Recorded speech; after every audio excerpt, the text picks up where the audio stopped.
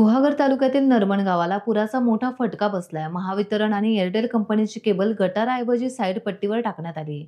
त्यामुळे माती घसरून सागरी महामार्गाला मोठा धोका निर्माण झालाय. इथे मोठे दगड आणि मातीचा ढीग रस्त्यावर पडल्याने वाहतुकीस अडथळा निर्माण झालाय. आमचे प्रतिनिधी उमेश शिंदे यांनी प्रत्यक्ष या घटनेचा घेतलेला हा ग्राउंड रिपोर्ट. आता आपण आहोत गुहागर तालुक्यातील नरवण या ठिकाणी आणि हा रोड जो आहे हा सागरी महामार्ग रोड आहे.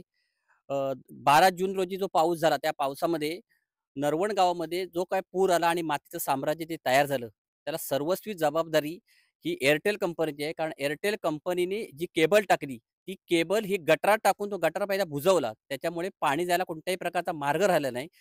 तो मार्ग नसल्यामुळे पाणी पूर्ण रोडवरती आला आणि रोडवरून जी माती आणि पाणी एक होऊन त्या नदीला अचानक पूर आला आणि संपूर्ण मातीचं साम्राज्य हे नरवण गावामध्ये पसरलं होतं. काही लोकांच्या घरामध्ये सुद्धा पाणी गेलं होतं.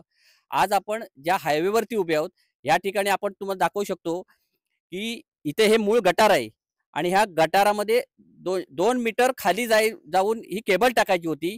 मात्र ही केबल गटारात न टाकताना साइड पट्टीवरती केबल टाकली गेली आणि साइड पट्टीवर खोदून ही केबल टाकल्यानंतर आज पावसामुळे हे जे काही दिसतंय आपल्याला, की पट्टी ही पूर्ण धुपून गेलेली आहे आणि हा सागरी महामार्ग आहे आणि हा सागरी महामार्ग असल्यामुळे या रोडला सुद्धा आता धोका निर्माण होण्याची शक्यता निर्माण झालेली आहे.